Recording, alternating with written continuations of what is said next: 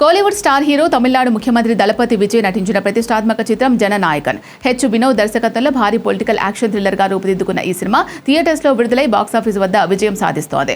Vijay career లో ఇది చివరి సినిమా కావడం వల్ల అభిమానుల్లోనూ చిత్ర పరిశ్రమలోనూ భారీ అంచనాలు నెలకొన్నాయి. ఆ అంచనాలకు తగ్గట్టుగానే బాక్సాఫీస్ వద్ద ఓపెనింగ్స్ నుంచి స్థిరమైన వసూలు సాధిస్తోంది. విడుదలైన తొలి రోజు నుంచే జననాయకన్ భారీ స్థాయి వసూలతో శుభారంభం చేసింది.